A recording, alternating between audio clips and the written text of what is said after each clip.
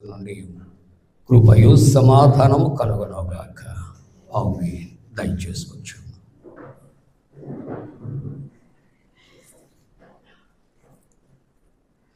ప్రియమైన దేవుని యొక్క సంగమ, లెంటులో 4వ ఆదివారపు ఆరాధన కార్యక్రమంలో పాల్గొని ప్రభువుని ఆరాధిస్తున్నటువంటి ప్రియ దేవుని సంఘానికి యేసుక్రీస్తు ప్రభు పరిశుద్ధ నామమున శుభాలు నేను తెలియజేస్తూ ఉన్నాను. ఈ దినము వాక్య ధ్యానము కొరకు యోహాను సువార్త 6వ అధ్యాయం 51వ వచనాన్ని కలిసి చదువుకుందాం. 51వ వచనం అందరము చదువుదాం. పరలోకము నుండి దిగి వచ్చిన జీవాహారము నేనే. ఎవడైనను ఈ ఆహారము భుజించితే వాడు ఎల్లప్పుడూ జీవించును, మరియు నేనిచ్చు ఆహారము లోకమునకు జీవము కొరకైన శరీరమే అని మీతో నిశ్చయముగా చెప్పుచున్నాను. ప్రార్థన చేసుకుందాం. మహోన్నతుడా, పరిశుద్ధుడా, నీ పరిశుద్ధ నామానికి వందనాలు ప్రభు. నీవిచ్చినటువంటి పరిశుద్ధ ఈ లేఖన భాగాలు నాయన మీరు ఆశీర్వదించి ప్రభు, నీ వాక్యాన్ని విత్తడానికి నువ్వు నిలువబెట్టిన నీ దీన దాసుని నీ సిలువ చోటున మరుగుపరచి దేవా, మీరు మా అందరితో మాట్లాడండి. యేసు ప్రభు వారి పరిశుద్ధ నామమున వేడుకొనుచున్నాము తండ్రి. ఆమేన్. ప్రియమైన దేవుని యొక్క సంగమ, మరి శ్రేష్టమైనటువంటి ఆరాధనలో మనం చదువుకున్నటువంటి పరిశుద్ధ లేఖన భాగములో యేసు ప్రభు ఆయన చెప్పుచున్న మాట, పరలోకము నుండి దిగి వచ్చిన జీవాహారము నేనే. ఈ మాటలు ప్రభు మరి వారితో చెప్పుచూ ఉండగా వారికి కొంత మరి అవిశ్వాసము కలిగి వారు సనుగుకుంటూ వారు ఉంటూ ఉన్నట్లుగా ఈ మాటలలో భావాలు మనకు మరి కానవచ్చు చూడట్లుగా చూస్తూ ఉంటున్నాం. ప్రియులారా, ప్రియమైన దేవుని యొక్క మరి సంగమ, యేసుక్రీస్తు ప్రభు ఆయన పరలోక సంబంధమైన సత్యాలు భూలోకములో చెబుతూ ఉంటూ ఉన్నప్పుడు వారికి అవగాహన కానిటువంటి పరిస్థితిలో వారు క్రీస్తు ప్రభువుని తప్పు పట్టడానికి వారు ప్రయత్నిస్తూ ఉంటున్నారు. ప్రియులారా, కాబట్టి ఇక్కడ వీరికి కలుగుచున్నటువంటి అనుమాన నివృత్తి చేయటానికి యేసుక్రీస్తు ప్రభు ఆయన సెలవిస్తున్నటువంటి మాట, పరలోకము నుండి దిగి వచ్చిన జీవాహారము నేనే. I'm bread of the life. నేనే జీవాహారాన్ని అని దేవుని యొక్క వాక్యము సెలవిస్తూ ఉంటున్నది. ప్రియులారా, కాబట్టి ఈ యొక్క శ్రేష్టమైనటువంటి ఆరాధనలో వారికి కలిగినటువంటి అనుమానాస్పదాలు ఏమిటి అని ఆలోచన చేస్తూ ఉంటున్నప్పుడు భూ సంబంధమైన జ్ఞానముతో ఉన్నటువంటి వారు పరలోక సంబంధమైనటువంటి దేవుని యొక్క ఆ జ్ఞానాన్ని అర్థం చేసుకోలేనటువంటి పరిస్థితుల్లో ఇక్కడ ఏ విధంగా ఈయన తాను ఆహారముగా కాబోతూ ఉన్నాడు అనే మాటలు ఇక్కడ మనకు కనిపిస్తూ ఉంటున్నాయి. అలాగనే మండల కాలం ఇంకా ముందుకు వెళుతూ ఉంటున్నప్పుడు యేసు ప్రభు మీద ఒక నేరారోపణ చేస్తూ ఉన్నారు. ఈయన ఈ దేవాలయాన్ని పడగొట్టి 3 దినాల్లో తిరిగి కడతాను అని నేరారోపణ చేస్తూ ఉంటున్నాను. కానీ క్రీస్తు ప్రభు చెప్పినటువంటి ఆత్మీయమైన సత్యం ఏమిటో ఆలోచన చేస్తే మానవుని యొక్క దేహమే అది దేవుని యొక్క ఆలయముగా ఉంటూ ఉన్నది. కాబట్టి ఈ దేహం అనే దేవాలయము ఇదిగో కోల్చబడుతూ ఉన్నది. ఆ తర్వాత ఇది సమాధి చేయబడుతూ ఉన్నది. ఈ సమాధిలో 3 దినాలు ఉంచబడుతూ ఉన్నది. ఇదిగో కోల్చబడినటువంటి దేహం అనే ఈ దేవాలయం తిరిగి ప్రభు ఎన్ని రోజుల్లో లేస్తానంటున్నాడు చెప్పండి. తన పునరుద్ధానానికి సాక్ష్యముగా ఈ దేహం అనే దేవాలయం మీరు పడగొడితే మరలా తిరిగి 3 దినాల్లో నేను లేస్తాను అంటే పడగొట్టబడిన దేవాలయం కట్టబడుతుందనే సత్యాన్ని నేను ప్రకటన చేస్తే వాళ్ళు దాన్ని అర్థం చేసుకోలేక జ్ఞానం చేత ఏమంటారంటే ఈ దేవాలయాన్ని పడగొట్టి 3 దినాల్లో కట్టేస్తానంటున్నాడని అక్కడ క్రీస్తు ప్రభు మీద నింద వారు మోపటానికి ప్రయత్నం చేస్తూ ఉంటున్నారు. ప్రియమైన దేవుని యొక్క బిడ్డలారా, దేవుని యొక్క వాక్యం మరి 6వ అధ్యాయంలోని కొంచెం పైకి 27వ వచనానికి వెళ్తూ ఉంటున్నప్పుడు ప్రభు అంటాడు, క్షయమైన ఆహారము కొరకు కష్టపడకుడు కానీ నిత్య జీవము కలుగుచే అక్షయమైన ఆహారము కొరకే కష్టపడుడి. మనుష్య కుమారుడు దానిని మీకు ఇచ్చాడు. మానవుడు ఎంత కష్టపడినా ఈ భూ సంబంధమైన జీవితంలో కోట్లు సంపాదించిన ఈ కోట్ల రూపాయలతో నిత్య జీవాన్ని పొందుకుంటాడా అనో ప్రశ్న వేస్తే నిత్య జీవం అన్నది ఇట్స్ క్వైట్ ఇంపాసిబుల్. అది భూ సంబంధమైనటువంటి లగ్జూరియస్ లైఫ్ కొరకే తప్ప పర సంబంధమైనటువంటి జీవితానికి పని చేయదు. కాబట్టి మనం ఎంత సంబంధించినప్పటికీ కూడా అది ఏమిటంటారంటే క్షయమైనది. కానీ ఇది మరి 2వ రకం ఉన్నది, అది అక్షయమైనటువంటిది, అంటే క్షయము కానటువంటిది. దేవుడు మనకు క్షయము కానటువంటి అక్షయమైన కిరీటాలు ఇస్తాడు, ఆ పరలోక రాజ్యము ఇస్తాడు. ఒకటి భూమి ఆకాశము కూడా ఏమవుతుందంటే ఒక దినాన గతించిపోతుంది, కానీ దేవుని వాక్యము స్థిరముగా నిలిచిపోతూ ఉంటుంది. కాబట్టి భూమి ఆకాశము క్షయమైనదా అక్షయమైనదా అంటే క్షయమైపోతుంది, మటుమాయమైపోతూ ఉన్నది. పరలోక రాజ్యము నిత్యము ఉంటూ ఉన్నది ప్రియులారా, అది అక్షయమైనటువంటిది. లోకములో 2 రకాల క్షయమైనది అక్షయమైనటువంటిది. లోక సంబంధమైన జీవితము అది క్షయమైపోతూ ఉన్నది, కానీ పరలోక సంబంధమైన జీవితము అక్షయమైనటువంటిది.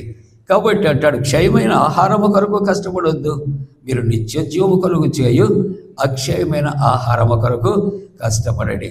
అయితే ఇప్పుడు అక్షయమైనటువంటి ఆహారం మేరకు ఎవరిస్తారు? ఈ లోకంలో ఎక్కడికి వెళ్ళినా ఏం చేసినా ఎంత ఇంపోర్ట్ చేసుకున్నప్పటికీ కూడా క్షయమైపోయే ఆహారమే. కానీ అక్షయమైనటువంటి ఆహారం ఉంది, అది ఎవరిస్తారు అంటే ఇక్కడ మనిషి కుమారుడు దానిని మీకు ఇచ్చును అని దేవుని యొక్క వాక్యము సెలవిస్తూ ఉంటున్నది ప్రియులారా. అంతేకాకుండా వీరికి క్లారిఫికేషన్ ఇస్తాను. 28వ వచనం అంటాడు, నేను దేవుని క్రియలు జరిగించడానికి ఏమి చేయలేని ఆయన అడుగుగా యేసు ఆయన పంపిన వారి యందు మీరు విశ్వాసముంచుటే దేవుని క్రియ. దేవుని క్రియ అంటే చాలా ఉన్నాయి, కానీ వీళ్ళకి పిన్ పాయింట్గా ఏం చెబుతున్నాడంటే ఇక్కడ ఆయన మీరు ఎవరి యందు? ఆయన పంపిన వారి యందు. ఎవరు పంపారు? తండ్రి పంపారు. ఎవరిని పంపారు? కుమారుని పంపారు. ఇప్పుడు ఎవరి యందు విశ్వాసం ఉంచాలి? లోకము లేక ప్రజలు లేక విశ్వాసి పంపబడినటువంటి కుమారుని యందు ఏం చేయాలండి? మనం విశ్వాసం మనము ఉంచాలి. అదే దేవుని క్రియ అని దేవుని యొక్క వాక్యం. అయితే వీరికి ఉన్నటువంటి ఒక బ్యాడ్ హ్యాబిట్ ఏంటంటే సూచిక క్రియలు అడుగుతూ ఉంటారు. వీళ్ళు అడుగుతూ ఉంటున్నాడు. 36వ వచనం వారు, ఇలాగైతే మేము చూచి నేను విశ్వసించుటకు నీవు ఏ సూచిక క్రియ చేయుచున్నావు? ఏమి జరుగుచున్నది? భుజించుటకు పరలోకము నుండి ఆయన ఆహారం వారికి అనుగ్రహించాను అని వ్రాయబడినట్లు మన పితరులు అరణ్యములో వారు మన్నా భుజించారు అని చెప్పినప్పుడు ప్రభు 32వ వచనంలో అంటాడు, యేసు పరలోకము నుండి వచ్చే ఆహారము మోషే దేవుని ద్వారా ఇచ్చినటువంటిది క్షయమైనదా అక్షయమైనటువంటి ఆహారమా? క్షయమైపోయింది. వాళ్ళు ఎంత తిన్నా నెక్స్ట్ డేకి మళ్ళీ వెతుక్కోవాలి. అయితే ఈ జీవాహారం, బ్రెడ్ ఆఫ్ ది లైఫ్, ఈ యొక్క కురిపింపబడినటువంటి మన భూ సంబంధమైనటువంటి అది అక్షయమైనటువంటి ఆహారం. ఎంత తిన్నా అది ఏమవుతుందండి? అది మరలా ఆకలి గుంటుంది. అది లోక సంబంధమైనటువంటి జీవితానికి. క్షయము కానటువంటి ఆహారము ప్రభు ఇస్తాడు. ఆ క్షయము కానటువంటి ఆహారం ఎవరంటే క్రీస్తు ప్రభువే మనకు జీవాహారముగా ఆయన అనుగ్రహించబడుతూ ఉన్నాడు. అందుకని అంటాడు, పరలోకము నుండి వచ్చే ఆహారం మోషే మీకు ఇయ్యలేదు, నా తండ్రి పరలోకము నుండి వచ్చే నిజమైన ఆహారము మీకు అనుగ్రహించుచున్నాడని చెప్పి 33వ వచనంలో అంటాడు, పరలోకము నుండి దిగి వచ్చి లోకమును జీవమునిచ్చున్నది దేవుడు అనుగ్రహించు ఆహారమయ్యున్నదని మీతో నేను నిశ్చయముగా చెప్పుచు ఉన్నాను అని ప్రభు వారికి మరి వారి యొక్క అవిశ్వాసాన్ని దూరపరచడానికి తెలియజేస్తూ 38వ వచనంలో అంటాడు, నా ఇష్టము నెరవేర్చుటకు నేను రాలేదు, నన్ను పంపిన వారి చిత్తము నెరవేర్చుటకే పరలోకము నుండి. ప్రభు భూ సంబంధి కాదు ప్రియులారా, పరలోక సంబంధి. తన తండ్రి పరలోకమందు ఉన్నాడు కాబట్టి పరలోకము నుండి దిగి వచ్చినటువంటి ఇక్కడ ఆహారముగా నేను దిగి వచ్చి తిని అని దేవుడి యొక్క వాక్యము సెలవిస్తూ 40వ వచనంలో అంటాడు, కుమారుని చూచి ఆయన విశ్వాసముచు ప్రతివాడు నిత్య జీవం పొందుటే నా తండ్రి. అంటే తండ్రి యొక్క ఉద్దేశం తన బిడ్డలు ఎవరూ కూడా నశింపైపోవటానికే అవకాశం లేదు. అందుకే కుమారుడైన క్రీస్తు ప్రభుని ఆయన భూలోకానికి పంపించాడు. అందుకని లూకాసు వార్త 19వ అధ్యాయం 10వ వచనంలో నశించిన దానిని వెతికి రక్షించడానికి మనిషి కుమారుడి లోకానికి ఆయన వచ్చి ఉన్నాడు ప్రియులారా.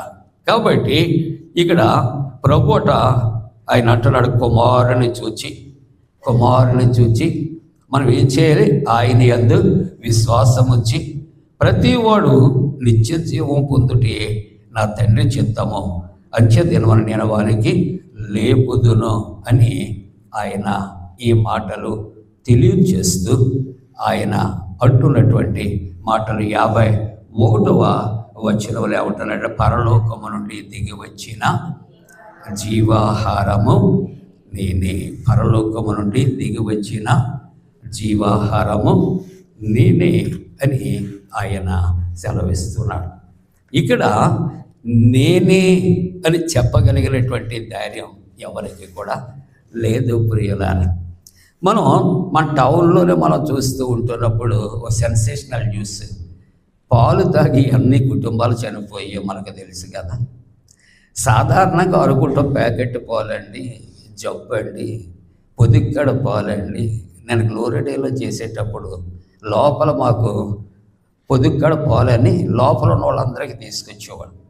ఓ రోజు నేను బయట నుండి లోపలికి వచ్చేటప్పుడు బయట ట్యాప్ దగ్గర ఏం చేస్తున్నాడంటే ఆ పాల కింద నీళ్ళు కలిపేస్తూ ఉంటున్నాడు. అంటే దే హ్యావ్ ప్యూరిటీ.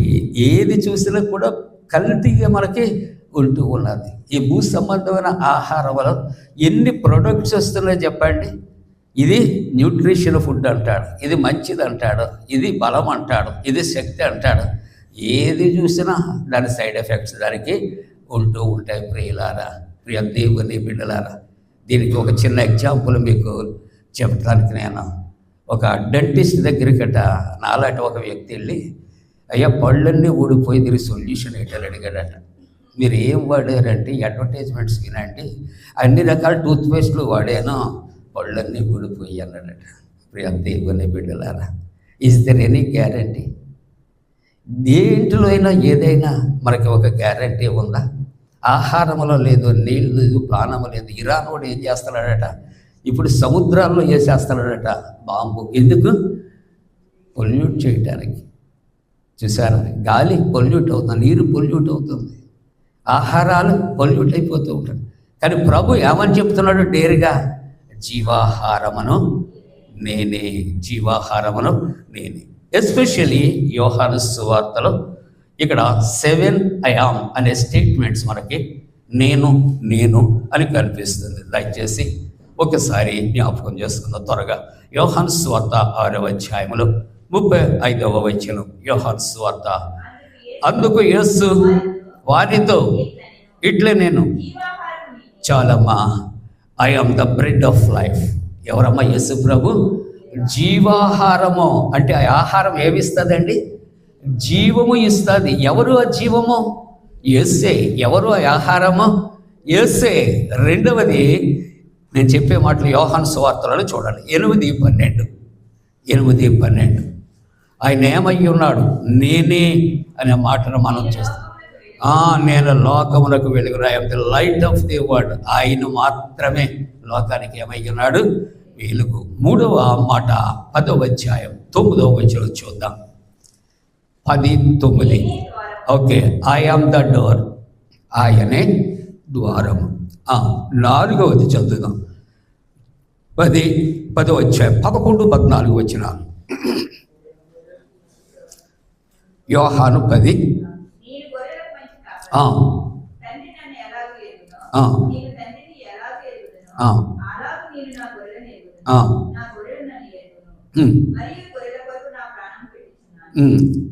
చాలా. అలాగనే ఇక్కడ యోహాను 11:25 కూడా చూద్దాం. యోహాను అందుకు యేసు పునరుద్ధానములు జీవమును చాలమ్మా. I am the resurrection and the life. 6వది 14:6 చూద్దాం. యోహాను 14. యేసు నేనే మార్గమును సత్యమును జీవమును చాలమ్మా. ఆయన ఏమంటున్నాడు? I am the way, I am the truth, I am the life అంటూ ఉన్నాడు ప్రియులారా. అలాగనే యోహాను 15:1 ఏమంటున్నాడంటే I am the true wine, నేను నిజమైన ద్రాక్షవల్లిని అని ఆయన మాట్లాడుతున్నాడు. కాబట్టి ఈవేళ ఈ వాక్య భాగంలో వారితో ఆయన ఏం మాట చెబుతున్నాడంటే, పరలోకము నుండి దిగి వచ్చిన జీవాహారమును నేనే అని దేవుని యొక్క వాక్యములో సెలవిస్తున్నాడు.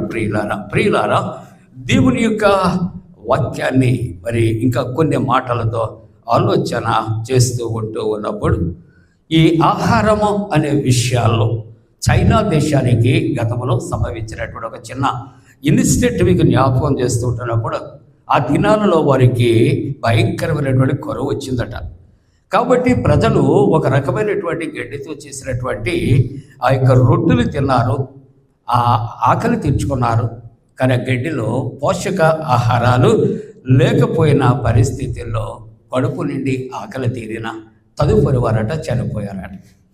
ఆ తరువాత ఆస్ట్రేలియాలో జరిగినటువంటి ఒక సంఘటనలో నార్డో అనే ఒక కాయలతో ఆహారం చేసుకుని తినేవారట. వారు కూడా దానితో ఆకలి తీరేది, కానీ వారు తదుపరి వెంటనే మరణించేవారు అని ఇక్కడ చెప్పబడుతుంది. అందుకనే యోహాను సువార్త 6వ అధ్యాయంలో 49వ వచనములో చూస్తూ ఉంటున్నప్పుడు, మీ పితరులు అరణ్యములో మన్నా తినను చనిపోయేరి. 50వ వచనం అంటాడు, దీనిని తినేవాడు, దేనిని? పరలోకము నుండి దిగి వచ్చినటువంటి ఆహారమైనటువంటి నన్ను తినినవాడు చావకుండునట్లు పరలోకము నుండి దిగి వచ్చిన ఆహారమును నేనే అని దేవుని యొక్క వాక్యము సెలవిస్తూ, మత్తయి సువార్తలో 4వ అధ్యాయంలో ఆయన అంటాడు, మనుష్యుడు రొట్టె వలన మాత్రమే కాదు, కానీ దేవుని నోట నుండి వచ్చే ప్రతి మాట వలన కూడా జీవిస్తాడు అని దేవుని యొక్క వాక్యము సెలవిస్తూ ఉంటున్నాడు. ఇప్పుడు ఇక్కడ ఉన్నటువంటి వారికి అపోహాలు, అనుమానాలు ఏంటి అని ఆలోచన చేస్తే, ఈయన శరీరాన్ని ఎలాగిస్తాడు, ఎలాగ ఆహారముగా ఇస్తాడు అని ప్రశ్నించుకుంటున్నప్పుడు యోహాను సువార్త 6వ అధ్యాయంలో 47వ వచనములో ప్రభు చెబుతున్నటువంటి మాట, విశ్వసించువాడే నిత్య జీవము. ఎవరిని విశ్వసించాలి? ముందు చెప్పుకున్నాం, తండ్రి కుమారుని పంపించాడు. కుమారుని యందు విశ్వాసం ఉంచేవాడు ఎవరండి? నిత్య జీవము గలవాడు. కాబట్టి నన్ను చూచిన వాడు నా తండ్రిని చూచినట్లే. అందుకని యోహాను సువార్త 3వ అధ్యాయంలో కూడా 16వ వచనంలో ఒక మాట అంటాడు, దేవుడు లోకమును ఎంతో ప్రేమించెను కాగా ఆయన తన అద్వితీయ కుమారుని యందు పుట్టిన వాని యందు విశ్వాసం వచ్చే ప్రతివాడు నశింపక నిత్య జీవం పొందినట్లు ఆయన మనకు ప్రియ దేవుని బిడ్డలారా, నిత్య జీవం పొందాలంటే మనం ఎవరిని విశ్వసించాలి? కుమారుడైనటువంటి క్రీస్తు ప్రభువును, ఒక్క కుమారుడైన తన యేసు ప్రభువుని భూలోకానికి పంపించి ఉంటాడు. కానీ ఏమని విశ్వసించాలి? ఆయన నా రక్షకుడు, ఆయన నా కొరకు ప్రాణము పెట్టి గొర్రెల కాపరి అని మనం విశ్వసించినప్పుడు మనం ఏం చేస్తామంటే నిత్య జీవము పొందుకుంటాం. అందుకని ఒక చిన్న ఉదాహరణ కూడా సంఖ్యాకాండంలో చూస్తున్నప్పుడు తాపకరమైన సర్పముల చేత కరవబడినప్పుడు మోషే ప్రార్థించగా మోషేతో ప్రభువు చెప్పినటువంటి మాట అరణ్యములో నెహుష్టాను అని పిలువబడే ఇత్తడి సర్పాన్ని ఎత్తి కరువుబడిన ప్రతి వాడు కూడా దేని వైపు చూడాలి? ఆ సర్పం వైపు చూస్తే తిరిగి వాడు బ్రతుకుతాడు. అది సర్పం అనగా పాము చూస్తే బ్రతకటం కాదు. ఆ పాము దేనికి సాదృశ్యము? సిలువలో వేలాడవేయబడే యేసు ప్రభుకి సాదృశ్యముగా ఉన్నది. కాబట్టి అది కుమారుడైన క్రీస్తు ప్రభుని విశ్వసించి ఎవరైతే నిదానించి చూస్తారో వారే మాత్రమే బ్రతుకుతారు. అందుకని దేవుని యొక్క వాక్యం అంటుంది, విశ్వసించి వాడే నిత్య జీవము కలవాడు. యోహాను సువార్త 3:36 చదువుకుందాం. కుమారుని యందు విశ్వాసముంచి వాడే నిత్య జీవము కలవాడు. ఇక్కడ విశ్వసించేవాడు నిత్య జీవము గలవాడు. విశ్వసించు ప్రతివాడును వాళ్ళు ఏం చేస్తారట అండి? 3:15 కూడా చదవమ్మా. విశ్వసించు 3:15 నశింపక. చూసారా? నశించకుండా ఉండాలి అంటే మనం ఎవరు ఎంత విశ్వాసం ఉంచాలి? ఈ లోకములో టెంపరీ వాటికి ఒక 6 నెలలు గ్యారంటీ అంటే ఇది గ్యారంటీ అని చెప్పుకుంటున్నాం. బయట అరగంటలో పోవచ్చు, 6 నిమిషాల్లో పోవచ్చు, ₹1000 పెట్టి కొన్నాయి. కానీ మనకి నిత్య జీవాన్ని ఇచ్చే యేసు ప్రభు యందు ఎంతమంది విశ్వసిస్తూ ఉంటున్నాం అంటే ఆయన ఎంత మాత్రం నిలకడైన విశ్వాసము లేదు. అందుకంటాడు, విశ్వసించు ప్రతివాడు నశింపక ఆయన ద్వారా నిత్య జీవం. ఎవరి ద్వారా నిత్య జీవంలో ప్రవేశిస్తాం? అందుకని 14 యోహాను అంటాడు, ఐ యామ్ ద వే, నేనే మార్గము, నేనే సత్యము, నేనే జీవం, నా ద్వారా తప్ప ఎక్కడికి ప్రవేశించలేడు? తండ్రి యొద్దకు ప్రవేశించలేదు. That is eternity. యోహాను నిత్యత్వం అంటాడు. ప్రియులారా, తండ్రి ద్వారా మనము ప్రియ దేవుని బిడ్డలారా. కాబట్టి నిత్య జీవం పొందినట్లు మనిషి కుమారుడు ఎత్తబడి వలన. యోహాను 6:35 మనం చదువుకుందాం. అందుకు యేసు, జీవాహారము నేనే, నా యొద్దకు వచ్చేవాడు ఏ మాత్రమున ఆకలి కొనడు, నా యందు విశ్వాసం వచ్చేవాడు ఇప్పుడు దప్పిక కొనడు, ఎందుకంటే ఆయనే జీవజలాల ఊట. ఈ మాటలు యోహాను సువార్తలో మనం 4వ అధ్యాయంలో చదువుకున్న సమరయ స్త్రీ వచ్చి, అయితే ఆ యొక్క నాకు కూడా ఆ జీవజలాన్ని ముందే ఉంటుంది, నేను నీకు కానీ ప్రభు చెప్పిన తర్వాత నాకు కూడా ఇవ్వమంట. దేన్ని ఏమంటుంది? జీవజలాల ఊట, జీవజలాల ఊట. అందుకని 23వ కీర్తనలో చూస్తూ ఉంటున్నాడు, పచ్చిక గల చోట్ల ఆయన నన్ను పరుండ చేయుచున్నాడు, శాంతికరమైన జలముల ఎదుక ఆయన నన్ను నడిపించుచున్నాడు. జీవజలాలు ప్రియమైన దేవుని యొక్క బిడ్డలారా, ఆయన దగ్గరికి వచ్చేవాడట ఏమాత్రమును నశించాడు, ఆకలి కొండు, దప్పిక కొనడు. అయితే ఈ జీవాహారం ఎక్కడి నుండి వచ్చింది అని ఆలోచన చేస్తే 41వ వచనాన్ని చదువుదాం. 6:40. కాబట్టి పరలోకము నుండి దిగి వచ్చిన ఆహారము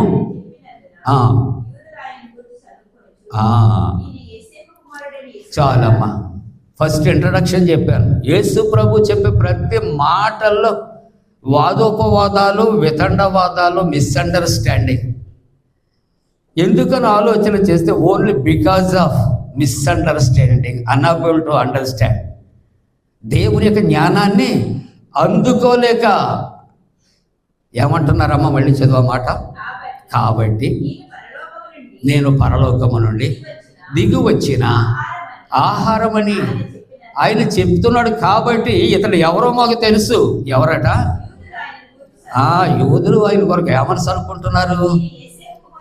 యోసేపు కుమారుడే కదా, వడ్రంగి కుమారుడే కదా, తల్లి మరియే కదా అనేసి వాళ్ళు ప్రభు పరలోక సంబంధమైనటువంటి మాట చెప్తుంటే వీళ్ళు ఎక్కడ ఆలోచన చేస్తున్నారు?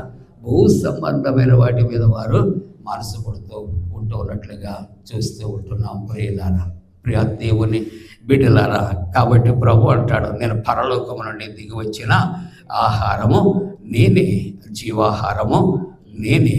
నన్ను పూజిస్తే వాడు ఎల్లప్పుడూ జీవిస్తూ ఉంటాడు. అంతేకాకుండా ఒకటి విశ్వసించాలి కుమారుని యందు, ఆయనను పానముగా ఆహారముగా స్వీకరించాలి. అంతేకాకుండా ఆయన శరీర రుద్రాలు స్వీకరిస్తే వచ్చే లాభాలు ఏంటి?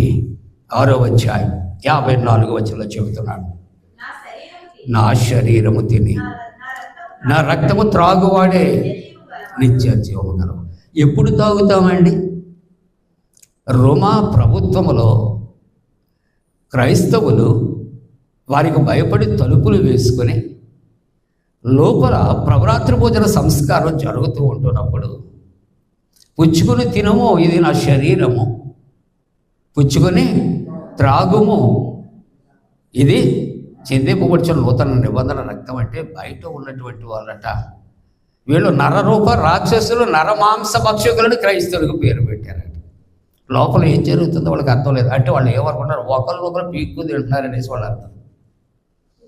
కానీ దేవుని యొక్క వాక్యం అంటుంది, నా శరీరమును తిని నా రక్తమును త్రాగువాడు. అవి ఎవరివి? యేసు ప్రభు. క్రీస్తు ప్రభు ఎవరు? నిత్య జీవాధిపతి. కాబట్టి ఇప్పుడు మనం ఆ యొక్క బ్రెడ్ అండ్ వైన్ తీసుకునేటప్పుడు ఏమని తీసుకోవాలి? రొట్టె ద్రాక్షారసం కాదది. అది మనము ఎత్తి ప్రార్థన చేసినప్పుడు ఆ ట్రాన్స్ఫర్మేషన్ అనేది జరుగుతూ ఉంటుంది.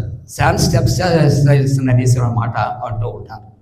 స్టాన్షియేషన్, సబ్స్టాన్షియేషన్ అంటే అది ఏముగా రక్తముగా ప్రభు యొక్క శరీరముగా మారుతూ ఉంటుంది ప్రియులు. కాబట్టి దేవుని యొక్క వాక్యం ఉంటుంది, అది దేవుని శరీరమని, దేవుని యొక్క రక్తమని. ఎవరు విశ్వసించి త్రాగితే వారికి ఏం కలుగుతుందట అండి? నిత్య జీవము కలుగును అని దేవుని యొక్క వాక్యము సెలవిస్తూ ఉంటుంది ప్రియులారా. ఈ రొట్టె ద్రాక్ష రసము తీసుకుంటాం అనేది కమ్యూనియన్ సర్వీస్ అనే మాట్లాడతాం, సమభక్తము అంటూ ఉంటాం ప్రియులారా. దీని కొరకు నెపోలియన్ అంటాడు, నేను మొట్టమొదటగా ప్రభురాత్రి భోజనములు తీసుకున్న దినమే ఆనందకరమైన దినము అంటాడు నెపోలియన్ బోనాపార్ట్. ఏదటమ్మా? మొట్టమొదటిగా ప్రభురాత్రి భోజనమును తీసుకునేటువంటి దినం. ఇప్పుడు క్రీస్తు ప్రభు నేను జీవాహారాన్ని ఎక్కడి నుంచి దిగి వచ్చాను అంటున్నాడు? పరలోకం.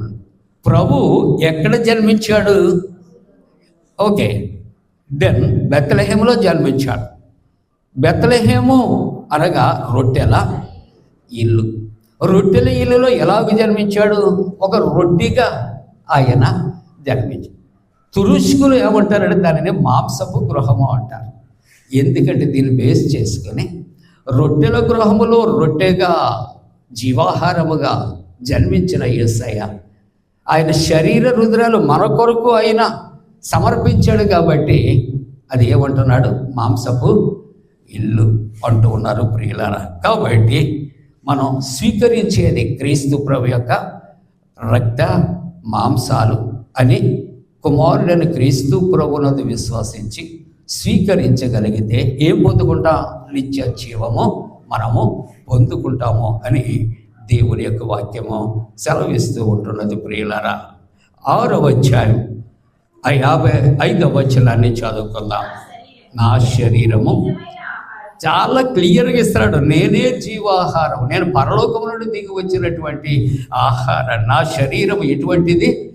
నిజమైనటువంటి ఆహారము అని ఆయన సెలవిస్తూ 56వ వచనంలో ఏమంటున్నాడో చూద్దాం.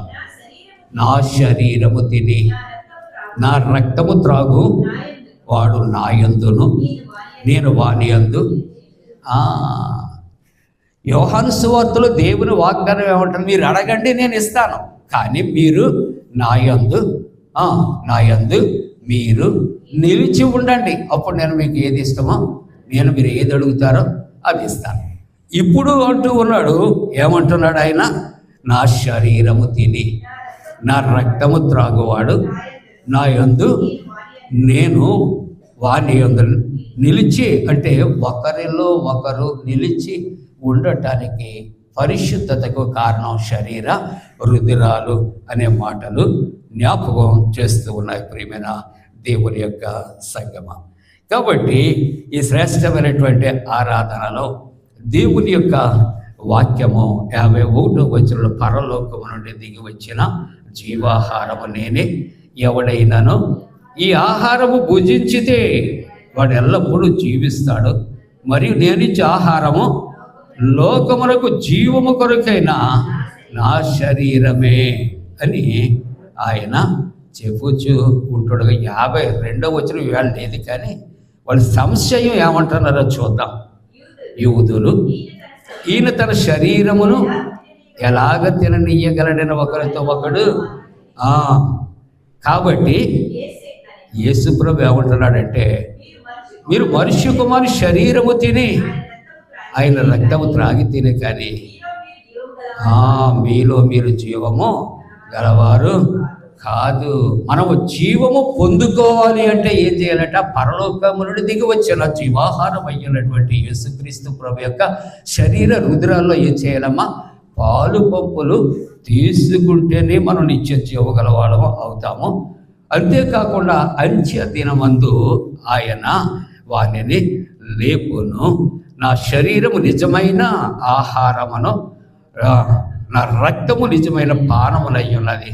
నా శరీరము తిని నా రక్తము త్రాగోడు నా యందు నేను వారి యందు నిలుస్తాను, జీవము గల తండ్రి నన్ను పంపించాను అని దేవుని యొక్క వాక్యం.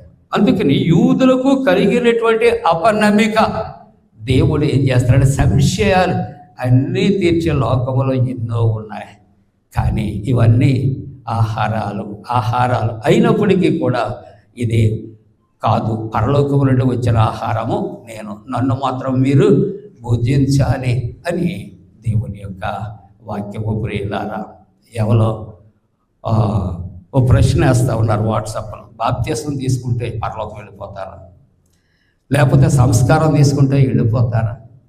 ఇవన్నీ స్టెప్స్ అండి.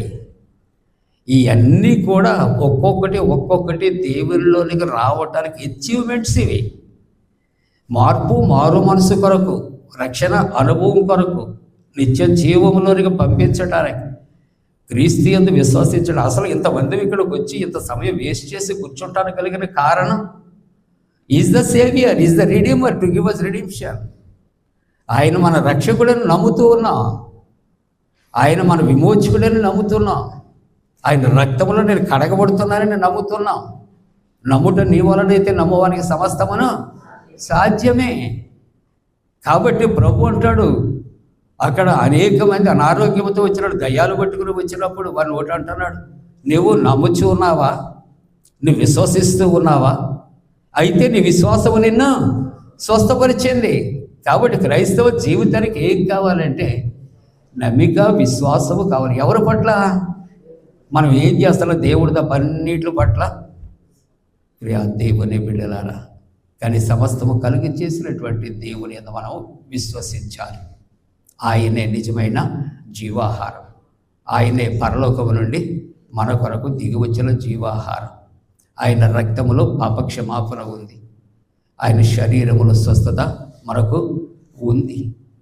లోక సంబంధమైనటువంటి ఆహారం మన్నా తిన్నా చనిపోయారు, కానీ పరలోకము నుండి పంపబడినటువంటి క్రీస్తు తన యొక్క శరీరము ద్వారా మానవుడు ఏం చేస్తాడు? జీవింపచేస్తాడు. I am the bread of life. ఆయనే మనకు జీవాహారము అనే మాట క్లుప్తంగా మనం ముగింపులో ఆలోచన చేస్తే, యెషయా గ్రంథం 49వ అధ్యాయం 8వ వచనం చదువుకుందాం. యెహోవా ఇలాగు సెలవిచ్చుచున్నాడు, అనుకూల సమయమందు నీ మొర నేను ఆలకించి తిని, నీకు నేను ఉత్తరం ఇచ్చి తిని. చదువమ్మా. రక్షణ దినమందు ఆదుకొంటిని. 10వ వచనం చదువమ్మా. 10. వారి అది కరుణించువాడు వారిని తోడుకొని పోవచ్చు, నీటి బుగ్గల యొద్ద వారిని నడిపించును. కాబట్టి వారికి ఆకలి అయినను చాలమ్మా. ఆయన దగ్గరికి వస్తే ఆకలి ఉండదు, దప్పిక ఉండదు. ఎందుకంటే ఆయన ఏం చేస్తూ ఉన్నాడు? ప్రకృతి సంబంధమైనటువంటి వనరులు ఇవ్వటం లేదు. ఆయనే మన ఆకలి తీర్చడానికి ఆయన ఏమవుతున్నాడు? బ్రెడ్గా మారుతున్నాడు. దప్పిక తీర్చడానికి ఆయన రక్తాన్ని మనకు ఇస్తూ ఉంటూ ఉన్నాడు. కాబట్టి ఆయనే మనకు జీవాహారం. ముగింపుగా మనము పేతురు రాసినటువంటి పత్రిక మొదటి అధ్యాయము 2వ వచనాన్ని చదువుకొని మనం తన మహిమను బట్టి గుణాతిశయములను బట్టి పిలిచిన వారిని గుర్చిన అనుభవ జ్ఞానము మూలముగా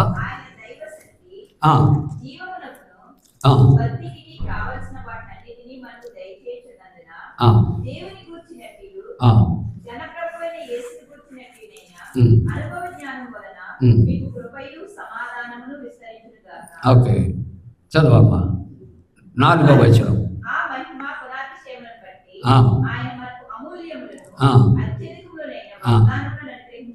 చాలా, మీ ఒక్క మాట చాలు. ఆయన వాగ్దానం ఏంటి చెప్పండి? ఈవేళ మీరు నా శరీరమును తిని నా రక్తమును మీరు త్రాగి నా శరీరాన్ని భుజిస్తే మీరు నిత్య జీవాన్ని పొందుకుంటారు.